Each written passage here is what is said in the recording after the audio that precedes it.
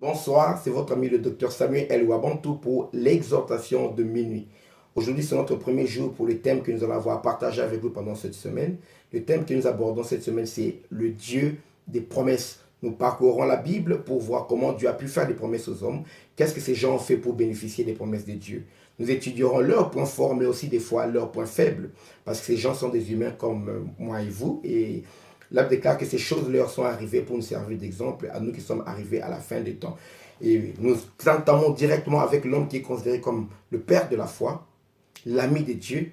Et c'est avec lui que Dieu a institué la dispensation de la promesse. Nous parlons donc d'Abraham pour les lecteurs de la Bible, vous connaissez. Nous lisons Genèse chapitre 12, le verset 10 jusqu'au verset 13. Vous pourrez lire l'histoire un peu plus bas pendant votre méditation. La Bible déclare, Genèse 12, 10. Il y eut une famine dans le pays, et Abraham descendit en Égypte pour y séjourner, car la famine était grande dans le pays. Comme il était près d'entrer en Égypte, il dit à Sarai, sa femme, voici, je sais que tu es une femme belle de figure. Quand les Égyptiens te verront, ils diront, c'est sa femme. Et ils me tueront et te laisseront la vie. Dis, je te prie que tu es ma sœur, afin que je sois bien traité à cause de toi et que mon âme vive grâce à toi. Cette histoire m'a toujours beaucoup interpellé. Abraham s'est retrouvé dans les terres de Charan avec son neveu Lot. Mais Abraham est originaire de Ur en Chaldée, où il a pu quitter là-bas, accompagner son père, son neveu, sa femme et puis tous ses serviteurs. Il avait beaucoup de richesses. Il a pu quitter la ville de Ur. Dans Genèse 12, verset 1er, pendant qu'Abraham était à Charan, il déclare que l'Éternel lui dit à Abraham, sors de ton pays. Nous comprenons que l'Éternel dit à Abraham peut aussi être traduit par l'Éternel avait dit à Abraham. Nous croyons que l'ordre de quitter lui avait été donné depuis la ville de Ur. Vous savez pourquoi il aurait quitté cette ville? Pour vous donner une idée, Abraham a vécu à peu près il y a 2000 ans avant notre ère. Et à cette époque, les fouilles archéologiques ont démontré que la ville de Ur était une ville qui avait des égouts. C'était une ville développée, une ville moderne avec des grandes constructions comparables à celles de Babylone. Et imaginez, je viens d'Afrique, dans les grandes villes africaines d'aujourd'hui, au XXIe siècle, il y a des villes qui n'ont pas encore d'égouts. Mais déjà 2000 ans passés, il y avait des égouts là où vivait Abraham, notamment à Ur. Et Dieu lui dit de sortir de cette ville moderne. Il avait des biens, il était riche en grand et en menu bétail. Il avait des serviteurs par centaines. Et Dieu lui dit de partir, de quitter un pays développé, une ville développée, prospère, pour aller vers un pays quelconque où Dieu l'indiquerait. Dieu lui a dit de partir. Mais qu'est-ce qui a fait partir Abraham? C'est la promesse. Dieu a dit à Abraham, sors de ton pays, de ta patrie, de la maison de ton père, va vers le pays que je te montrerai. Je te bénirai. Je rendrai ton nom grand. Je bénirai ceux qui te béniront et je maudirai ceux qui te maudiront. Et toutes les familles de la terre seront bénies en toi et en ta postérité. C'était la plus grande des promesses que Dieu a pu faire à un homme. Je crois que Abraham ne pouvait pas résister à cause de la promesse. Il n'avait pas touché, il n'avait pas vu le pays, il n'avait rien vu, la prospérité, Dieu l'avait promis. Mais il a écouté la promesse, il est sorti. Il a abandonné tout ce qu'il avait pu investir. Il a abandonné la maison construite en briques pour aller habiter sous des tentes. Et il est parti. La puissance de la promesse change la destinée de quelqu'un. La puissance de la promesse change la vie de quelqu'un.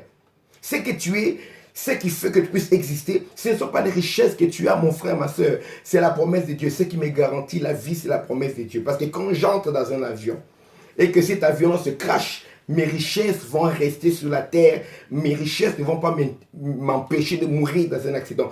Mais qu'est-ce qui me dit que l'année 2015, je ne mourrai pas? L'année 2016, je ne mourrai pas? Qu'est-ce qui me garantit de rester en vie? Ce sont les promesses que Dieu a pu faire dans ma vie.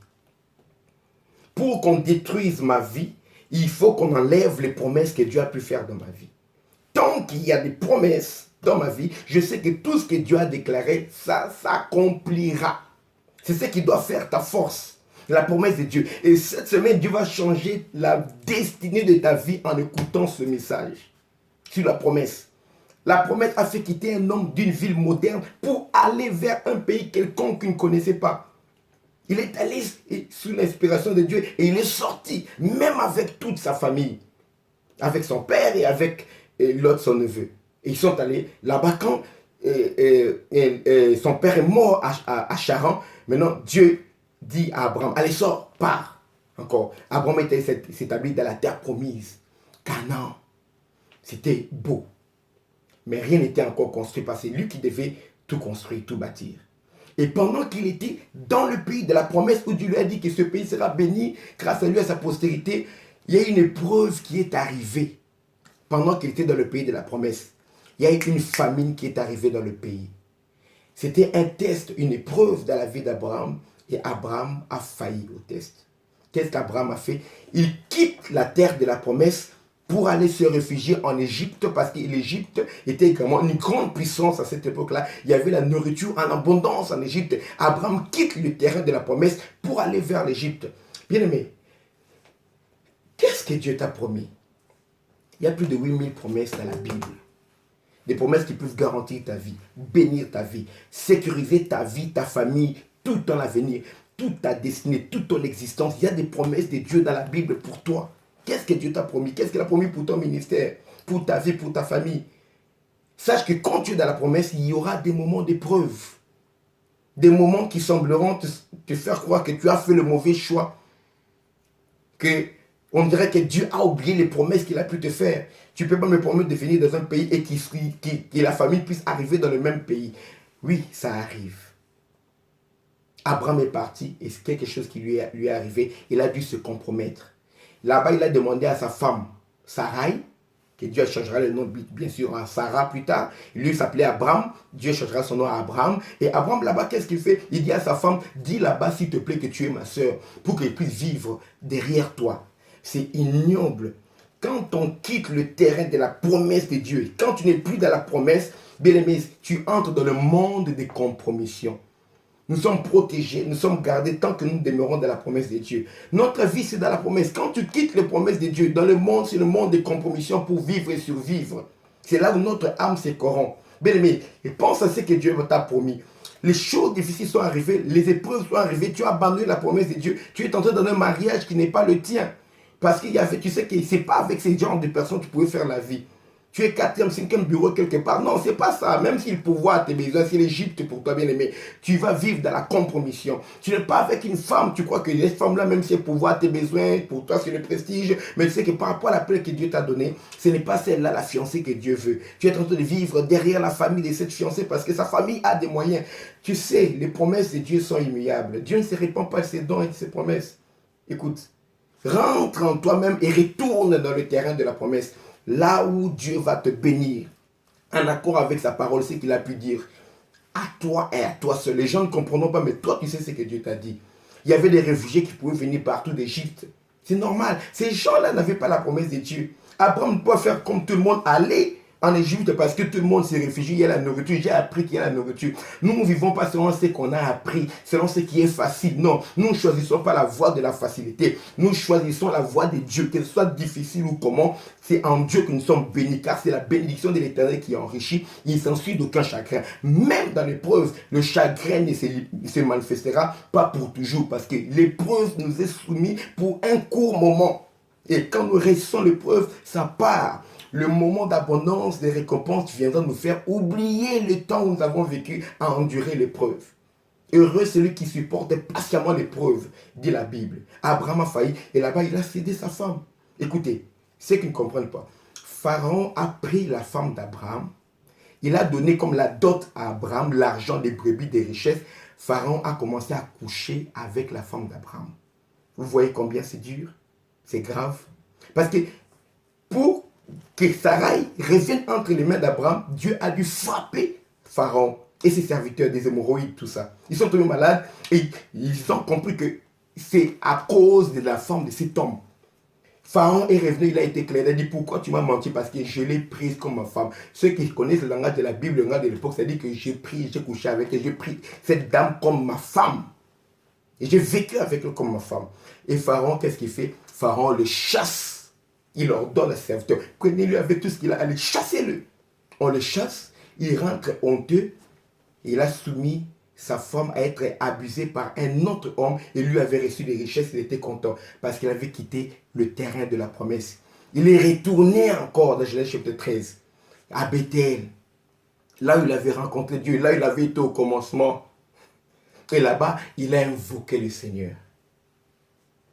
Bien-aimé, retourne vers la promesse de Dieu. Là où tu t'es écarté pour chercher le chemin de la facilité. Toi, ma soeur qui m'écoute, toi, mon frère qui m'écoute, je parle exclusivement dans les vidéos aux enfants de Dieu. Les païens qui peuvent écouter cela, qui peuvent être bénis, gloire à Dieu. Mais je parle au peuple de l'alliance de Dieu. Ceux qui sont nés de nouveau circoncis de cœur. C'est à toi que je parle. Je suis le domestique de ton Père qui est dans le ciel. Il a un message pour toi. Retourne vers la promesse qu'il a pu faire avec toi, en Christ. Retourne, car c'est là où Dieu t'attend. Dieu ne ment pas. Quand il dit un mot, la chose arrive. Sa main est derrière pour accomplir ce que sa bouche déclare. Même si la prophétie, la promesse tarde, attends-la. Elle s'accomplira parce que Dieu ne ment pas. Retourne vers le terrain de promesse. Va encore là où Dieu t'a rencontré. Va encore dans cet état d'esprit. Répands-toi si tu t'es égaré. Et dis à Dieu, pardonne-moi, je crois en tes promesses. Bien aimé, même si tu avais abandonné les promesses, notre Dieu n'est pas un homme pour mentir. Ces promesses s'accompliront pour toi. Personne d'autre ne vivra tes promesses à ta place. Sauf si tu te retires, tu abandonnes ta promesse toi-même. Là, Dieu ne peut plus rien faire pour toi. Tu passeras, mais la promesse sera là, quelqu'un d'autre pourra en bénéficier. Parce que l'homme passe, mais la parole de Dieu ne passe pas. Si toi, tu ne bénéficies pas, quelqu'un d'autre pourra en bénéficier à ta place. Alors retourne vers la promesse. C'est ce que je vais parler avec toi aujourd'hui. Voilà, c'est la fin. Nous continuons demain avec ce thème, le Dieu des promesses. Et Dieu va te parler car tu es appelé à une grande destinée. C'est pourquoi je me tiens ici pour te fortifier, pour te dire qu'il n'est pas encore trop tard. Oh, je me suis écarté trop longtemps depuis de nombreuses années. Vérifie si tu es encore en vie. Tu as encore le souffle qui sort de tes narines. Elle déclare, pour tous ceux qui vivent, il y a de l'espérance. Et même un chien vivant vaut mieux qu'un lion mort. Tant que tu es encore en vie, il y a encore l'espoir. Retourne vers la promesse de Dieu. Replonge-toi dans la parole de Dieu. Saisis les promesses de Dieu. Ces promesses sont pour vous et pour vos enfants. Et pour ceux aussi en aussi grand nombre que le Seigneur appellera. Au travers de cette exhortation et au travers de tous les messages de la Bible. J'aimerais prier avec toi, mon frère, ma soeur. Seigneur, je te présente tes enfants qui sont fatigués, qui ont failli. Abraham que tu as appelé ton ami. Dès le début de son histoire dans Genèse 12, il a failli. Il t'a déshonoré. Il a cédé sa femme, un autre homme a couché avec lui. Mais tu as continué à l'appeler ton ami et tu as marché avec lui. Dans Genèse 17, tu lui es même apparu, Seigneur. Tu lui as parlé et tu as dit qu'Abraham c'est ton ami. Tu lui as révélé les secrets concernant son nom Gomorrhe, la destruction de son nom Gomorrhe. Tu as exaucé sa prière pour sauver Lot, son neveu qui habitait dans ces contrées-là. Tu ne l'as pas régné parce qu'il avait failli dans l'épreuve au moment où la famine est venue dans le pays de la promesse. Alors ton fils, ta fille qui a failli, qui a péché, qui s'est éloigné, ton serviteur qui s'est éloigné, il a un ministère de facilité, mais dans la compromission, on l'acclame, mais lui-même dans son cœur, il sait qu'il s'est éloigné de toi. Papa, donne-lui la force de revenir. Crée les circonstances pour ramener ton fils et ta fille dans le territoire de la promesse. Comme tu avais créé les circonstances pour que Pharaon puisse avoir la vision et qu'il puisse chasser Abraham pour qu'il retourne dans le pays de la promesse. Si tu avais voulu qu'il vive en Égypte, tu l'aurais envoyé en Égypte. Mais tu l'avais envoyé en Canaan, ton fils Abraham. Et nous qui sommes ses descendants, nous sommes souvent dans l'épreuve dans les siècles actuels. Et beaucoup abandonnent, beaucoup se détournent. Papa, donne à tes enfants qui écoutent ce message la force de revenir dans les promesses de Dieu. Donne la force d'endurer, de supporter patiemment l'épreuve. Parce que la récompense pour leur vie sera grande. C'est toi qui crées en nous le vouloir et le faire. Fais cela dans la vie de tes enfants. Et je crois que tu le fais par la puissance du Saint-Esprit. Et que tous les démons qui retiennent leur vie liée, je détruis leur vie, je détruis leur influence au nom de Jésus et je les renvoie dans les lieux arides. Et je renverse en eux toute auteur qui s'élève contre la connaissance de Dieu, toute forteresse qui est érigée en eux, je les renverse et je ramène leurs pensées captives à l'obéissance à Christ. Qu'il en soit ainsi dans le nom puissant et précieux de Jésus-Christ. Amen. Merci bien-aimés. Nous nous retrouvons demain à minuit heure de Paris pour partager encore la parole de Dieu avec vous. Nous continuons avec les dieux des promesses. Pour vivre les promesses de Dieu, il n'y a qu'un seul secret. c'est le retour à la parole. Que Dieu vous bénisse.